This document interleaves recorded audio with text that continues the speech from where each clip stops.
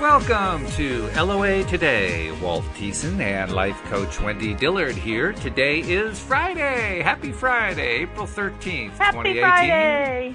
4 p.m. Eastern Time, your second daily dose of happy for the day. And around here, Friday the 13th is always a happy day because it's always happy around here. So I didn't even realize it was Friday the 13th. It's Friday the 13th. That's so cool. It is, yeah. Yeah, other people wield scythes and chainsaws and so forth, and we wield flowers and beautiful trees. You know, it's a different kind of Friday around here. And, you know, I'm having dinner tonight with my sister, and my sister was born on Friday the 13th. Oh, no kidding. So the fact that it is a Friday the 13th and I get to spend it with her, that just makes it like, I don't know, like the planets are aligned or something. So this is her birthday today? No, but she was born on a Friday the 13th. Oh, okay. Oh, all right. I was going to say that would be really serendipitous if that was her birthday today, but no, that's all right. Really? So how's your week been? You've been on vacation or staycation all week. How's it been? Oh, it's been nice. You know, I always have an expectation that I'm going to get a whole bunch of stuff done, and then it doesn't happen. And so then part of me feels a little bit disappointed, like, oh, I should have gotten more done while I had the time. And then part of me is just thrilled because I did what I wanted to do. Yeah. You know, I mean, I got my IRS taxes done last night, so that at least is a big weight off my thoughts. And, that's good. Yeah. But I've done things that have been more mental. Mm-hmm. They've been more about focusing. And that's something that I like to take the time when I have blocks of time and utilize it for exactly what I did. So all in all, it's been a really, really good time off. Plus, like my wife likes to point out, we're human beings, not human doings. So being is actually a good thing.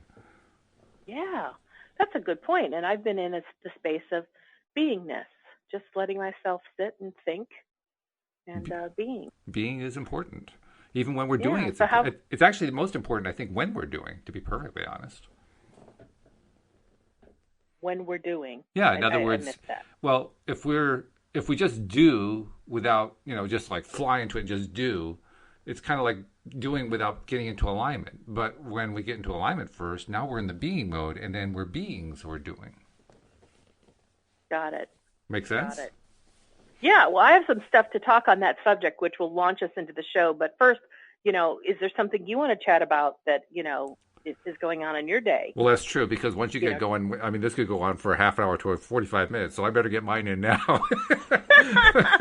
That's me being courteous and passing the baton. Well, thank you. I appreciate that. Actually, there's not a lot to report. I mean, the one good thing that I can really report is that I've been working on putting the book together, and it's now about 70% put together, so I've made some good progress today. Yeah. So it's coming right along. But other than that, I'm excited about the weekend being here. I'm excited every single day. And the segment intending's been really helping. That's been keeping me focused and keeping me feeling good every task that I do. Mm-hmm. So, yeah, good things are going on. Hey, do you want to give us an example of a segment intend that you've done and how you did it and how it resulted? Oh, well, let's see. When I sat down to do the book today, to work on the book, I just basically, I'm doing it in combination with mirror exercises, right? So I go over to the mirror, look in the mirror, do my usual, hi, how you doing? That kind of thing. And then I just go into, okay, now we're going to do working on the book. And we're not going to worry about how much of it we get done, but we're just going to feel good every step of the way as we're doing this. And I'm smiling as I'm saying these things and just, maybe throwing an occasional, by the way, you're looking really good today. Things like that. So this is all, you're saying all this while you're looking in the mirror. Looking in the mirror, right, exactly. Okay. Yeah. And do it for like 30 or 45 seconds. And then, okay, I'm ready to go. Sit down and start working on the book. And boom, boom, boom, things start flowing right along. And I fill in the pages and copy over the stuff. And I'm formatting and making it all fit. And it all just kind of flows together.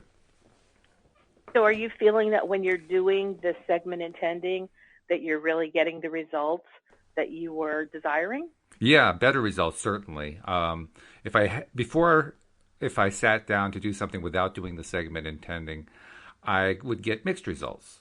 If it depends what kind of mood I just kind of by default had before I did it. So if my mood was good, I get some good stuff done. If my mood wasn't so good, I wouldn't get so much stuff done. If my mood was really poor, I might just put it aside and start playing with Facebook for a while. So Oh, yeah. so what I'm hearing is it's like it's really setting you up to kind of tune in your Oh dial yeah. to being in the energy of, okay, this is what we're doing. This is really fun. I look forward to this kind of accomplishment versus just sitting down by default and whatever happens, happens. Oh yeah. Very much so. In fact, I mean, most of my life I've always been pretty good at sitting down and just focusing, really focusing on what I'm doing.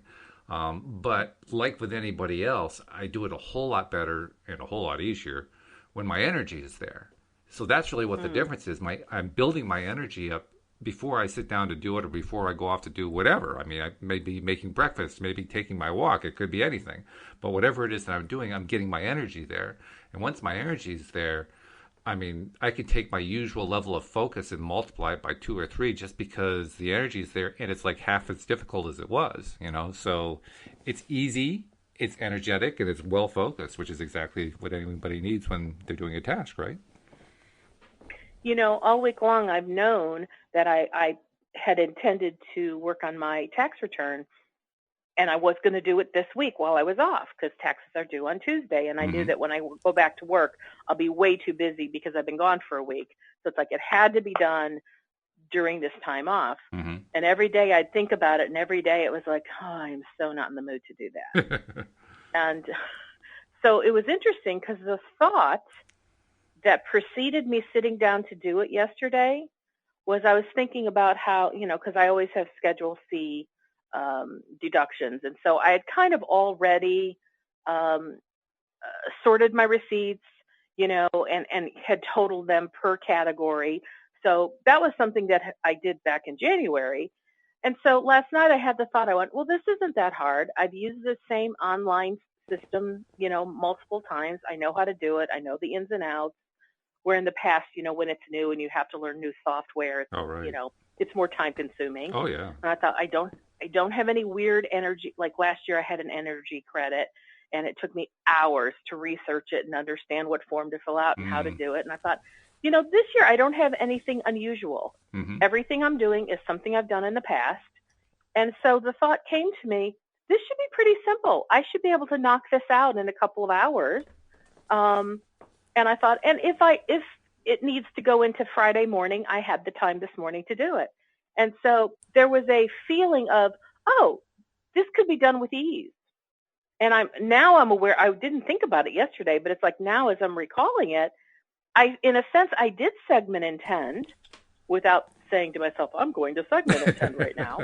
But I actually did because I thought through mentally, like all the little resistant pockets that I had been having during the week, like why I thought it would be a pain in the neck, was I knocked them all down. I went, oh, well, this should be pretty simple. And when I came to I should be not able to knock this out in, a few hours, that made it very doable. And then I sat down and I just kind of started rocking and rolling. And before I knew it, it was submitted. And I went, wow, that was the easiest IRS tax preparation thing I think I've ever done.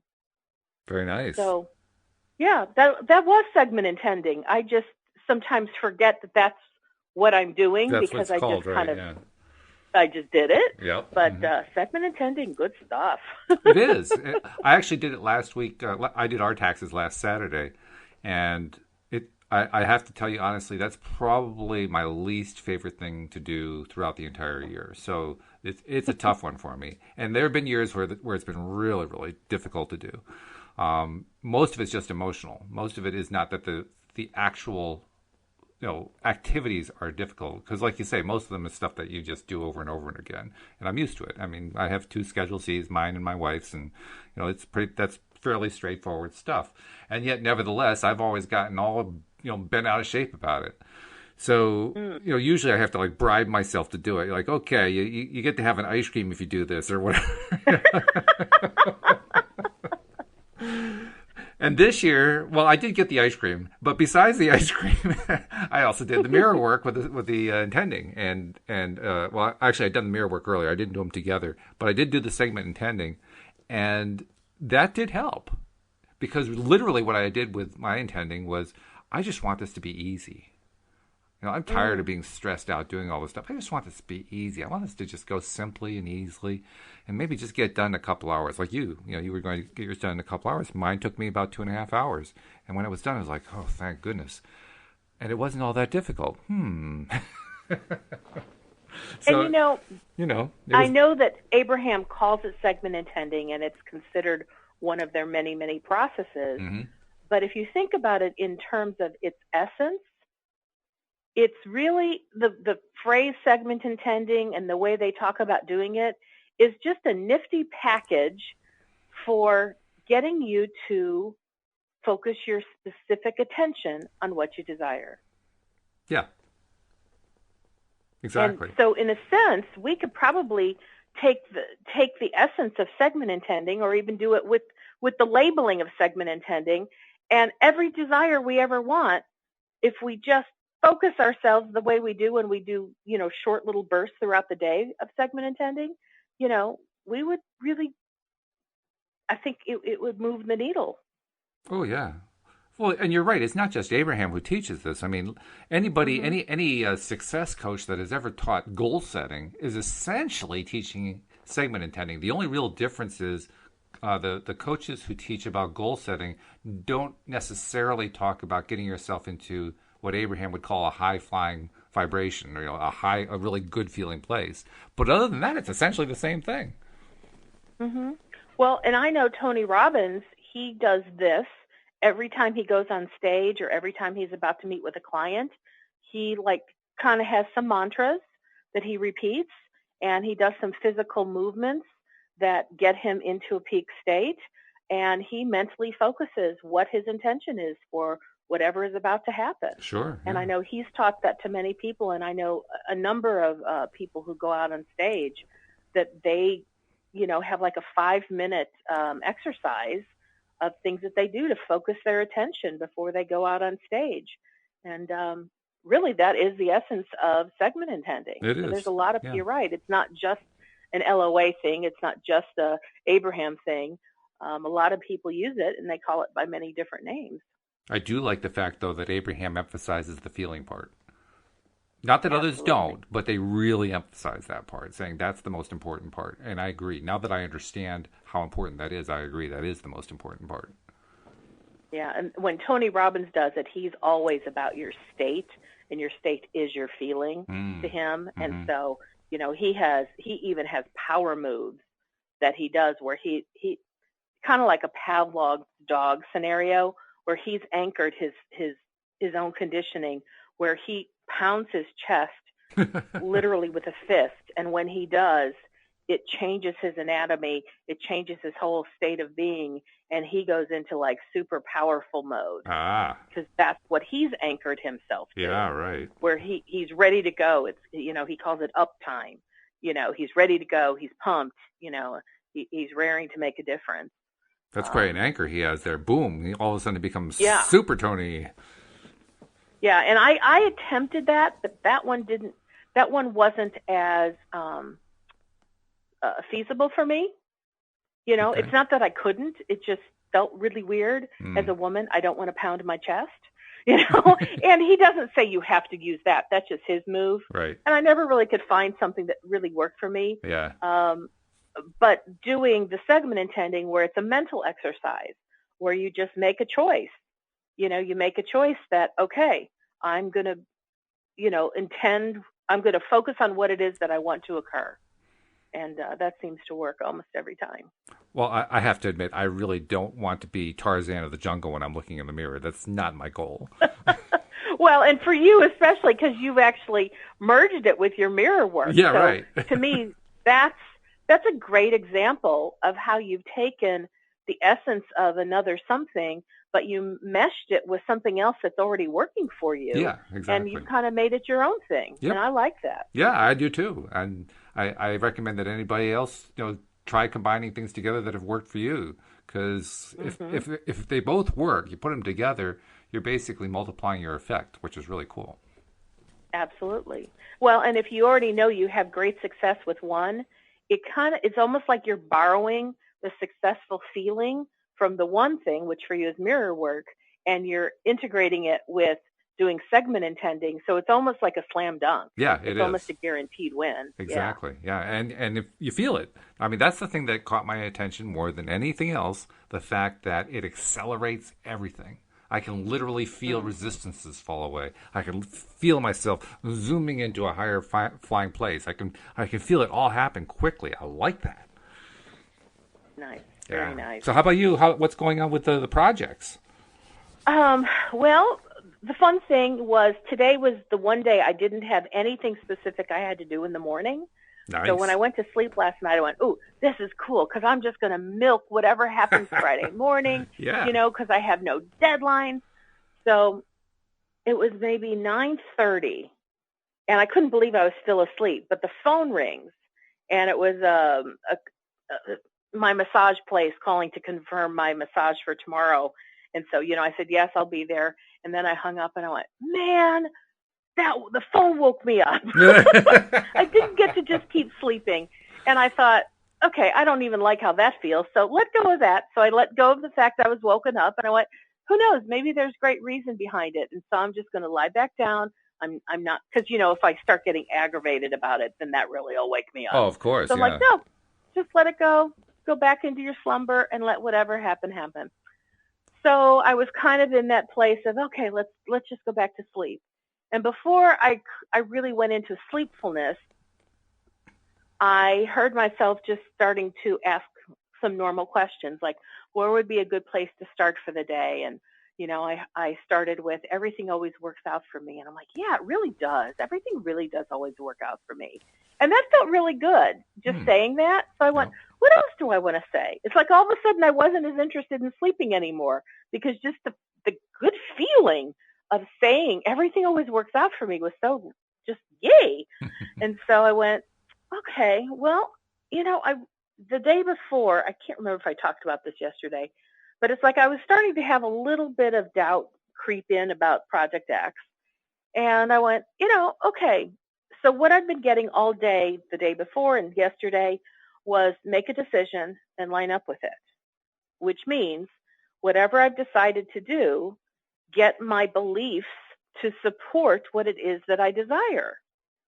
And the way you do it is by getting yourself into a place where you're on the same belief system as what your infinite inner being is believing about a subject. And when you're on the same belief system, no doubt, fear, or worry shows up anymore because you've kind of overcome them with your new sense of belief. So that's kind of where I went this morning. And I went, okay. And I just asked my inner being, what thought can I start thinking that will help to bridge the gap between a little bit of doubt that was creeping in and where I want to go? And here's what I want to share. Now, I know in the past I've kept Project X kind of mysterious in terms of what it is, but I'm feeling comfortable talking about it in a little bit more specifics. Okay. I mean, I did share the other day it had to do with, creating some new income streams for myself. It had to do with finances. I did share how the new target for my finances was $30,000 a month. Mm-hmm. And the bare minimum is $15,000, and then I'd love to overshoot the 30 and go to 50,000 plus. Yeah. So I'm going to say this for the audience, but I had shared this with you a long time ago, Walt, that while I was sitting in front of the TV one day, all of a sudden it was like I had an out-of-body experience, except I was in my body. It was like being asleep, but I was awake, and so I'm calling it a daydream. And it was like I received this imagination. I received this scenario where all of a sudden I sensed that like a woman had called me on the phone, and she was calling because she saw my website and that I was a life coach. And she said, you know what? I absolutely need what you have to offer. She said, I will pay anything for it. I need to change my life. And I'm really like highly motivated to make it happen. And I just sense you're the person that can help me do that, And I said, well, yeah, I'm a coach. And, do you want to work with law of attraction? She goes, yes, absolutely. And she goes, how much money do you want? And I said, $250,000. She went, done. What else do you want? And of course, even in my daydream, I'm like, holy cow. And she said, "Done. What else do you want?" And I said, "I would like for you to introduce me to 3 people that you know that can afford my services that want what you are going to get from me." She goes, "Done. What else do you want?" And I said, "Well, do you think at any point in our working together, you'll want me to travel with you?" And she said, "Yes."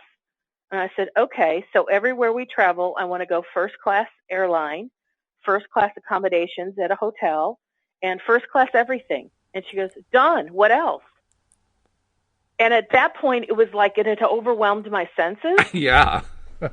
And so I think I snapped out of the daydream because I was almost like in shock Sure. that these thoughts, this imagination had actually flowed through me. I'm like, holy cow, this was amazing.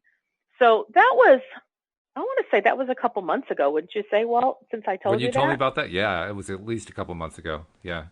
Yeah. Well, and then, as I talked more about it, I kept calling it Project X. And I've had this little niggly sensation that Project X wanted to be redefined. Like Project X wanted less anonymity, less mystery, with more definiteness to it. So I did kind of open up and start talking about it, that it was about my finances and it was about, income stream and, bringing in new business in a new way. And so this morning, as I'm lying in bed and I'm asking my infinite being, okay, so how do I start to bridge the gap? And this was like the woman who wanted to pay me $250,000, Mm-hmm. but it was different in that I wasn't in a daydream. It felt like I sort of like gave the first impulse as to how it was going to happen. And yet I will say it came with such ease that I honestly don't know if this was me making up this as an imagination or if my inner being floated to me. I don't really know. I'm not really concerned either direction. In other words, what the source was to me is irrelevant. Okay. Because once I tell it to you and I tell you how I felt, that's the important part. True. So this morning, after I asked my inner being, hey, where do we get started in bridging where I'm at in my belief system to I'm wanting to go to where new income streams of 30,000 plus a month is not only going to be a done deal, but it feels like so natural that in Abraham's words, it's the next logical step for it to actually happen. Mm-hmm. And so all of a sudden, again, I sensed in my imagination that the phone rang, and it was a woman who lived in the Dallas area. And she said, I was reading your website, and I'm really excited to talk with you because I really feel like you could help me dramatically in my life. She said, my life on so many levels is so great, but that's like on the surface. There are just some things on an inner level that I really, really desire to have more in my life. And do you think you can help me? And I said, yes, I absolutely believe I can help you. That's what I do. And she goes, I understand the law of attraction, but I'm really having a hard time figuring out how to really make it work in my life. And I said, well, that's what I do. Mm-hmm. And she goes, I know. And that's what I read on your website. Mm-hmm. So she said, can I put you like on a retainer? I don't know if you do that. And I said, well, just because I've never done it doesn't mean we can't come up with something that seems feasible. I said, what are you thinking? She said, I'm thinking like $25,000 a month where you're available to me whenever I need you. And she goes, but I'm not going to be like a jerk where, the moment I call you, you have to drop everything. She goes, as long as it's within a relatively decent period of time, if you're going out with friends, I don't want you to stop your social life, but just that you'll make yourself available to me as quickly as possible so that when something's on my mind, I can work through it. And I said, that seems very reasonable. And so she said, well, can we just set this up where I'll pay you $25,000 a month and we'll say a minimum of a year. Oh, and wow. then when we come close to a year, I'll see if we want to keep going. And I said, that sounds great. And I said, when do you want to get started? And she said, I'm really eager. And I said, want to start right now? And she went, yes. And Whoa. so that was like segment 1 of my imagination dreaming. Yeah, that's pretty in-depth stuff, and that too. felt really sweet. Yeah. Yeah. By the way, Then, I don't know if I'm sure you've done the math, but it actually comes out to more than 250,000. Yeah, trust me, I've done the math. But you got to start somewhere and then say or more, right? That's right. Yeah. So, Wow. okay, that was the first piece, and like immediately when that phone call ended and that little segment in my imagination ended, the phone rang again. And it was another woman, and she said, I found you on your website, and I'm really interested in law of attraction coaching. And I said, fabulous. And she goes, I've looked at your different packages, and she said, I want your big package, which is like $5,000, which my $5,000 package is 24 sessions spaced out in any configuration throughout a year. Oh, okay. And she says, but you know what? I know the way it's set up, it almost gives the appearance 24 sessions within a year. It's like one every 2 weeks. She goes, I'm really wanting to like knock out some things in my life where I get some really fast movement. So could I do like maybe 2 or 3 sessions in a week? And I said, sure. And she goes, so I know if I keep going at that pace, I'll probably use up my whole allotment within 6 months or so or less. And she goes, and then at that point, I might want to do it again because I'm really, really wanting to make some huge strides in my life. Mm. And I said, absolutely. Let's put it on the calendar. Boom. That little imagination ended. Then I have another one. And just for the sake of time, it was almost identical to that call. Someone else who wanted to buy my $5,000 package. And then boom, that little segment was over. Then I have another one, and this gal called, and they were all women, by the way. And this one said, I want to buy your $2,800 package, which I know is 12 sessions. I'll tell you, Walt, at this point, it was like more than my Wendy personal senses could handle. Mm. So it was like I ended the dream segment, and I almost brought myself to a greater level of consciousness so I would like snap out of it, if Wow. that makes sense. Yeah. And so I was just sitting thinking about what just transpired because it wasn't one imagination. It was like 4 going boom, boom, boom, boom. Mm. And it was like, whoa. And I went, okay, inner being, I asked for it. Well, that sure is making me feel like I'm bridging the gap quite nicely. Now, what I know as I'm saying this to you now is I really need to condition this where I think on this a lot so that I become so steeped in this energy. And what do you mean by condition? Tell me specifically what you mean by condition this. Keep thinking about it over and over and over. Oh, okay. All right. Mm-hmm. Because what I found is that even though during this show, I've talked about Project X on numerous occasions and I've gotten really excited and it's been thrilling to me, I did not sustain that vibration. Ah. And because I was asking questions, okay, how did these doubts and worries all of a sudden come back in? Mm-hmm. And what I got was make a decision and line up with it. Mm-hmm. Those were the words I heard. And I went, okay, so what I'm hearing is I did not sustain the vibration. I didn't keep that high vibration because, frankly, when I got that image of the woman saying, I'll pay you anything you want, what do you want? And I said, 250,000. And she went, done. What else do you want? Yeah. That was such a magnificent daydream. Oh, yeah. But Walt, it was so far away from my everyday belief system about money and about income. And so while I was focused on that, I was sustaining it and holding on to it. But then life got in the way. Well, no, I don't even want to say that. I moved on to some other things and was focusing on some other things.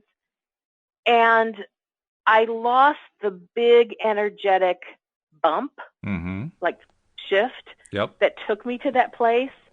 And what I understand about energy, and when we're wanting to create something in our life that is really big and like really far from where we normally are, it takes either a lot of intense conditioning or practicing a new vibration over and over and over and over for it to stick and be kind of like a habit. Yep. Like where that vibration becomes the habit for me. And if you don't, you will kind of move back to whatever your natural vibration is or what your set point vibration is about money. Mm-hmm. Now, Sure. I have a pretty decent set point in terms of what I believe about money, but that idea of a client wanting to pay me any amount of money that I chose was like really far reaching for where I have been. Mm-hmm. And from, the year 2000, when I retired from costuming, for all sorts of reasons, one of which it wasn't making us money. I was out of work for an extended period of time. Bills were mounting, things got difficult, behind on the rent, car breaks down. That's where I was in like 2000, 2002. And incrementally, I have been building a belief system about money and what is possible to where now I've hit my first big financial goal that I wanted to make in income, I've now done. And I don't have bills except for my mortgage. And, pretty much I have a little bit of surplus for the first time in my life. So it's taken me 16 years of shifting my energy little by little by little to be where I am now. Mm-hmm. What I know based on like what Abraham talks about, wherever your vibration is on a given subject is where it is. And so if let's just say for some reason I lost my job or my company went bankrupt and all of a sudden I'd find myself out of work, I honestly would have every expectation that whatever new job I land in will be easy for me to get the same amount of money that I'm currently making or a little bit more. Mm-hmm. Where once upon a time, I wouldn't have believed that. I would have been like, oh my God, would anybody even think I have the credentials or the experience to do the job? But now It's like, no, I've now reached a certain monetary level. And if I needed to find another job, I totally believe I could find it for the same amount of money because that's where my money vibration is. Okay? Yep. But the going to $30,000 plus a month is a really big leap for where I currently am. It's a stretch. And I don't have a belief system that completely supports that for that to show up today. And so because I took on the idea of not just testing the law of attraction, but choosing to be deliberate about wanting to create something that is a stretch for me, this is what I chose. Mm-hmm. And so it is a stretch for me, but I'll be honest with you, until the last couple of days, the reality of how much of a stretch it was has now been felt by me. Ah. Because I think for a while I was kind of living on the excitement of all these new insights that were coming to me. Which is good. Which was very good, very exciting, definitely a part of what's taking me to the next level. Sure.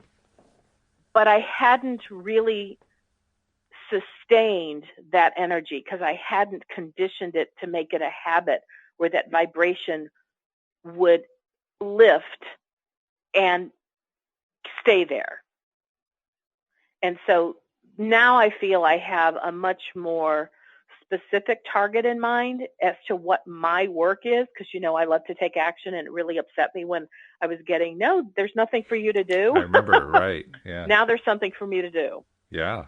It's to continually focus on not only the imagination or images that I had this morning, but to build upon those and create more scenarios like that and just let myself bask and bathe in the energy of having, my phone ringing off the wall because people are wanting and clamoring for my services, not because they're my services, but because they're making a difference.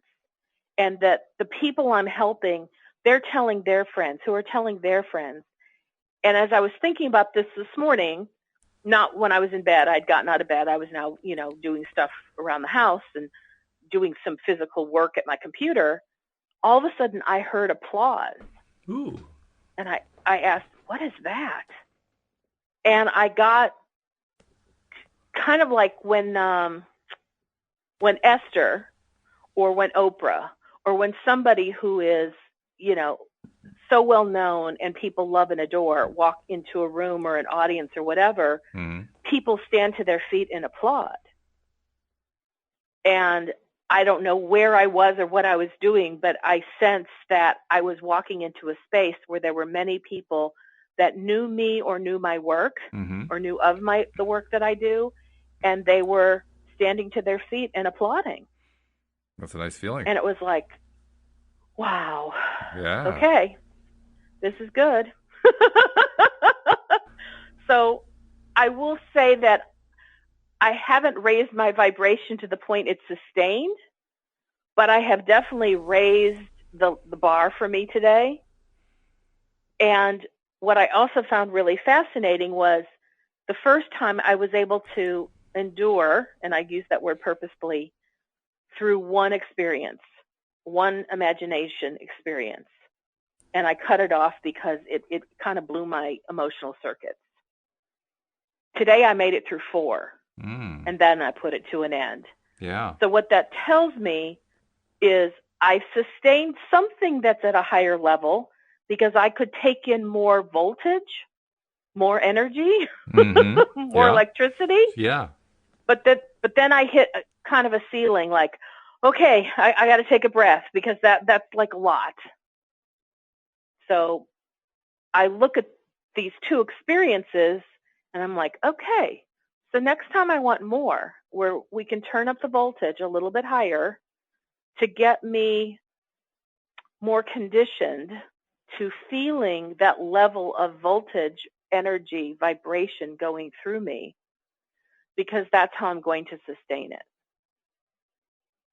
And I don't know to what degree you're familiar with Esther's story, but when she first started receiving Abraham, it was like electricity flying through her body, and it was very unnerving to her. Yeah, I remember reading that, yeah.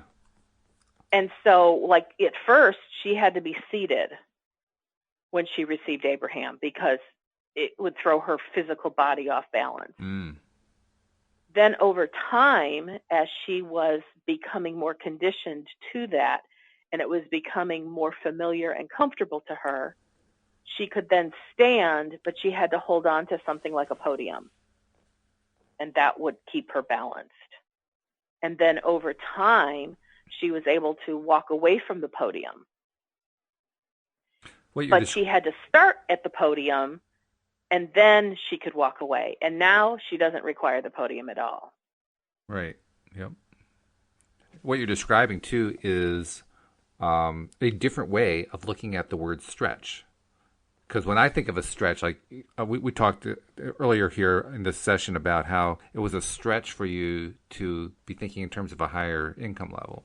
And I think most of us, myself included, would think of that, well, I have to somehow stretch where I am right now to a new belief level, and I have to somehow get up there. But the kind of stretch you're talking about is more the stretch of being able to receive more of the dream, rather than actually having to reach out for it, just making room for it, so to speak. I like how you see that. Yeah. Which is truly allowing. I would agree. Yeah, and I would say, even based on what I just shared in terms of like how the energy comes in, because when you do things at a higher vibration, it can be felt through the body, and your body is actually experiencing a different level of energy running through it. And, at another time, some of my asking has been to be able to open up my channels wider so I can take in more of higher level energy so that I can be more and then obviously do more. And I sense that, one of the things I know about law of attraction is that law of attraction is always working with the path of least resistance. What is the simplest way to provide for any one of us the things that we desire? Mm-hmm. And if they could get, what we call a twofer, a 2-for-1, Mm-hmm. that really is the ultimate path of least resistance. Because if they could do one thing, but it generates the results that we're looking for with two different asks, all the better. Yeah. And that's kind of what I'm sensing now is I'm wanting to fulfill higher levels of income. That's one ask. But I've also had a separate ask, which is open me up bigger so I can receive and sustain higher levels of energy. And I kind of think they're working together. I wouldn't be surprised. Yeah. So as you're talking about anyway, what you were experiencing when you were receiving these dreams, these waking dreams, and you said you got to a point where you just your body just couldn't handle it anymore. It was like you short circuited or something. It's like I felt overwhelmed. Overwhelmed, right? Yeah, I felt overwhelmed. And I'm looking at that kind of from a semi-electrical viewpoint, and say, okay, well, that's source energy, that's pure source is flowing through you, and the overwhelm can be described as an overload, similar to an electrical overload. Well, an overload is going to happen when the resistance within you, within the object, whatever it is preventing the object from absorbing and using the electricity flowing through, which kind of reinforces for me something that I think we already knew, but it just kind of gives it a new perspective that resistance is in our bodies. The resistance actually resides in the bodies. And that's interesting. I mean, it's actually, we're talking about in essence, we're talking about a physical resistance in the body. Before, for me, it was always just metaphorical. Now it's much more real. Oh. Well, I've been aware for a long time, and this is part of what I learned when I was studying NLP, is that we store memories in different spaces. Some of our memories we store within our body, within different organs, within different limbs. Some we store in our auric field around us.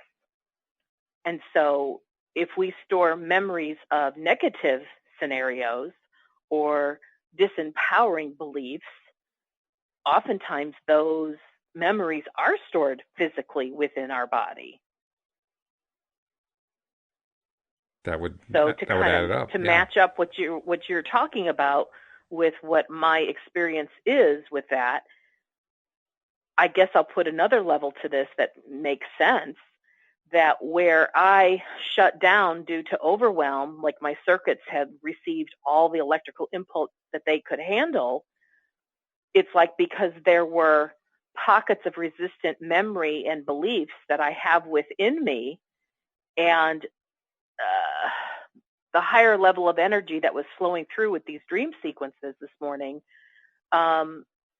bumped up against some of those resistant pockets and couldn't keep moving through.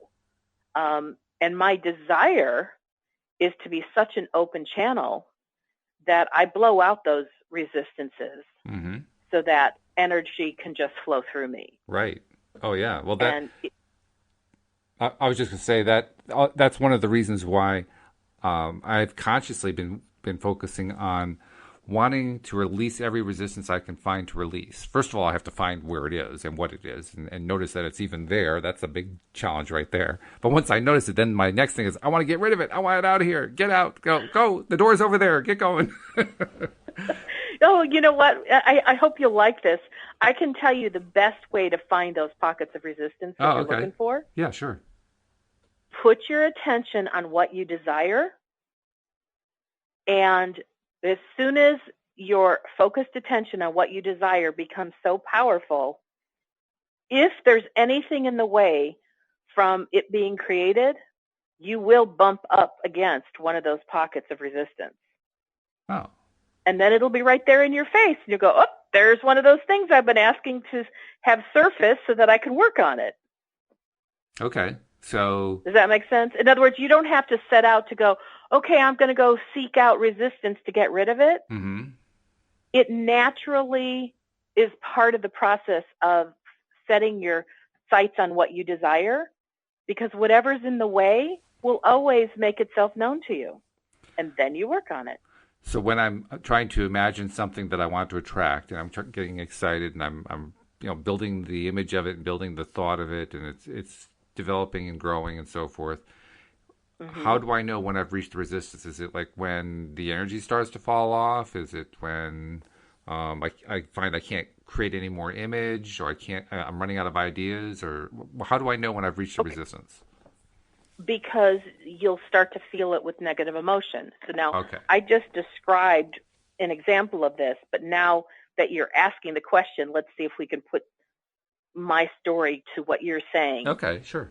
So what I was sharing is I've been flying pretty high in terms of Project X and creating new income streams, and it felt really good. And then the last couple days, as I focused on that, I started to notice that there was doubt and concern that it wasn't going to happen. That doubt and concern feeling was the resistance. Yes, okay. All right, that makes sense. And so, yeah, it's like I didn't have to go looking for where's the resistance, because I know it's going to show up. That's what it does. Sure, yeah. Because, if you're going from, point A to point B, and there's a whole bunch of crap all along the pathway, the crap equals the resistance. Well, if there's nothing for the first 10 feet, you just go on a straight line and everything's cool and it feels easy breezy. And then you run into the first piece of yuck that's sitting on the pathway, and then you go, okay, well, what do I do with that, and how do I get rid of it? And then when, now in metaphysical terms, it's usually a thought, a belief, something that requires reframing or a new way to look at things. And then when you look at that thing that has been sitting on the middle of your trail in a way that no longer is offensive to you, it doesn't bother you, you transmute the energy and poof, it's off the trail. Mm-hmm. And now you go, oh, I can see clear for the next 10 to 15 feet. And you just keep going. Mm-hmm. And then when the next one comes up, you deal with that one. Okay. And you do it until you get to point B, which is your destination. Mm-hmm. I think I was talking about this the other day, that in the past, many years ago, what I used to do is once I hit that first bump in the road, I couldn't figure out how to get over it, around it, or under it, because I didn't have the tools I have now. I didn't have the belief systems that I have now. And I would just quit in discouragement. Sure. Because I couldn't see how I could keep going. But that's not the case anymore. Yeah, that's good. That's a big improvement. And you're right. I've often bumped up against what I guess I have to call resistance, and A, not known what it was, and B, not known what to do about it, and C, felt defeated. Yeah, which I think is exactly what I was describing I went through. Pretty much, yeah. Yeah, exactly. You just put it in better words. So typically I just turn tail and go back home, because I didn't know what else to do.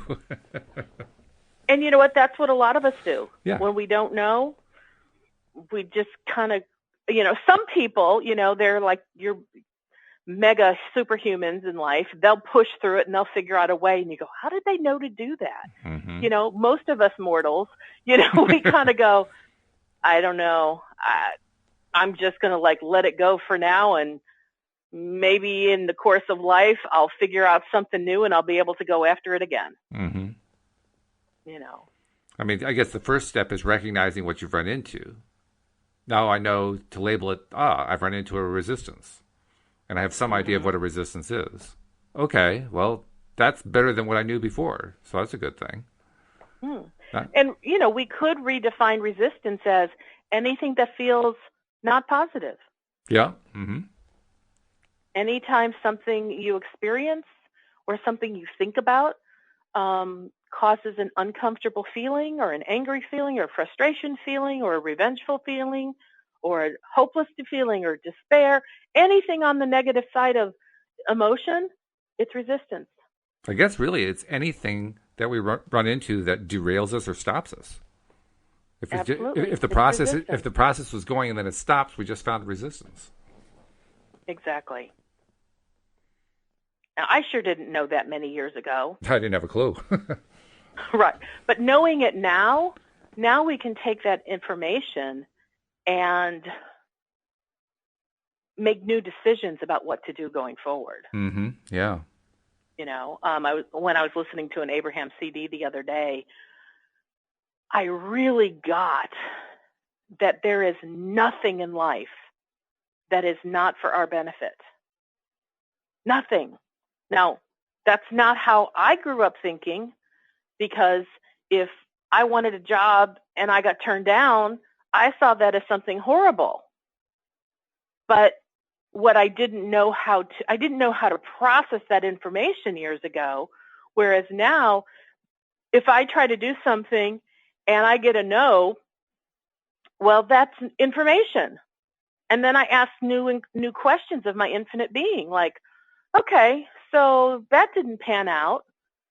Would it be good for me to try again and go back to that same place and, provide some new information?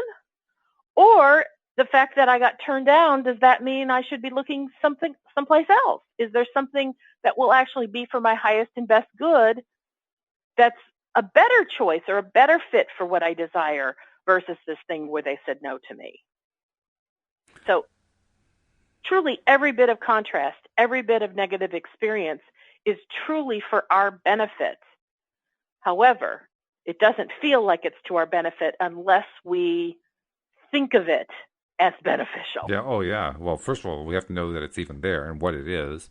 But then you're right. We have to find the mental place where we can take whatever steps we need to take to get it out of the way, which raises an interesting question in my mind. Is it necessary, once we've identified there's some sort of resistance in the way, to know what the resistance source is? Hmm, yes and no. Um, do you have to go all the way back to childhood to find the first place that it happened and you've been carrying it all the way through your life? Not necessarily. Um, you can start wherever you are. You can, ask questions like, well, this feels like this to me. And then you ask, and what does that mean? Or for what purpose am I doing that? Or is there something I'm avoiding? When you poke at the thing that is causing the distress, poke around at it, when you land on a response that you get a sense of, ooh, okay, now I'm onto something. You follow that breadcrumb trail and you keep asking that more questions. Sometimes it will lead you all the way back to the origin. Sometimes it doesn't. But when you feel you got what you needed because you feel a sense of relief, you feel a sense of empowerment, and that old way of thinking no longer feels true anymore. Mm-hmm. The other day when I was talking about my really good friend who had called me because she was overwhelmed and she had all sorts of things going on in her life. Yeah. And she did tell me the biggest overwhelm was the relationship she had. So all the other things were just kind of compounding her negative feelings. So after we talked about some stuff with her, that was an instance where I sensed, because she said it was going on with the current man in her life, with her husband of 25 years, and I said, oh, we're not dealing with something brand new because of this new relationship. And I said, this goes back further. And I just threw out there, I said, can you think of anything that felt the same way, where you felt like you shut down in a relationship with a teacher, a parent, your mom, your dad? And she went, oh, mom. And it's like that was something that popped. It was an energized response for her. And so we did actually find what I would consider the source origin of the problem. That doesn't always happen. Sometimes you can take care of it right where you're at. But what I was going to say is, she called me the next day and she said to me, oh my God, I went to sleep after we talked. I slept like a rock. And she said, normally I don't. She said, normally I have a hard time sleeping. I'm a restless sleeper. My mind won't shut off. And she said, I slept hard and long. And she said, then my man came over that night and it was a really good experience. And she told me some of their conversation. And she said, it felt very different than before. Wow. And then there was another piece that I suggested to her. I said, okay, now you're ready for this next thing. And she went, you're right, I am. But she started using the newness and the freshness of a new way of perceiving a relationship and how she is loved. And just because somebody says no in the moment doesn't mean, oh, they don't love me anymore. And she knew that it changed, because there was something where he had to say, no, I'm not really available for this. And she didn't shut down. So in the context of resistances and running into a resistance and then trying to figure out how to get around that, how does the story you told just tie into that? The story of your friend. I'm not quite sure. The story of your friend and how she had the big breakthrough and then she had the big sleep and was very refreshed and then had a great conversation with her man. So tie that into the description we were talking about earlier about how you're getting into a high flying place and all of a sudden you're running into a resistance and then you're trying to get around it. Oh, because she was embracing this new relationship, really enjoying it, but noticing that she was running into areas where she would start to pull back. That was a moment of resistance. Oh, okay. And she didn't know what to do with it, and it kept happening over and over until now it was getting big enough that even he was going, what's wrong? Because in the newness of a relationship, you blow that stuff off. Mm-hmm. Oh, yeah. But now they've been together a number of months, and he's like, hey, what's wrong with you? What's going on? Mm-hmm. And that's when she called me. She said, there's something big going on, and I don't know what it is, and I don't even know why I keep shutting down. Right. And remember, okay. we started with her AC heating unit. Yeah, I remember and that. And she said it was going hot too. and cold, which right. is a physical indicator. Yeah. And she said, that's what's happening in my relationship. I go hot and cold with him. Mm. Yeah, okay. And so we started getting under the hood of why she was going hot and cold and right. what did that mean and what was she trying to avoid. And, she was trying to protect herself from being hurt. Which and makes we a lot looked of at, sense. We got under that some more, well, how does that happen? And et cetera, et cetera. So mm-hmm. She's moving forward in a relationship, and then she ran into some resistance because she can't just keep moving forward because she's running into this pattern of where she withdraws herself from the relationship. That's resistance. It certainly is, yeah. And what's cool is that with your help, she found a way around that resistance, which is great. Mm-hmm. Yeah. Well, so now she'll keep moving. She'll keep moving forward, and I promise you, she'll run into another pocket of resistance because that's sure. what happens. Yeah, well, it's part of life, really. Absolutely. Yeah. Mm-hmm. Now, as usual, we have completely blown off the book, which is a good thing. It's fine. It'll be there for us next week. No big deal. But it's there for when we have nothing else to talk about. I guess that's what it is, isn't it? That's for when we have nothing else to talk about. But this has been good. Now, just on the off chance that in the course of you telling that story, one of those people who you were dreaming about is actually listening, how do they reach out to you? They can find me at wendydillard.com, and my phone number is listed all over the place on my website. Fantastic. Well, I have to say congratulations on all this wonderful, active, vivid dreaming you're doing, and I look forward to hearing some more of it next week. Thanks. It has been fun, and it's been really quite the pleasure to express it on the show. All right. It makes it even more alive. And we hope you join us as well next time here on LOA Today. Goodbye, everybody. Bye-bye for now.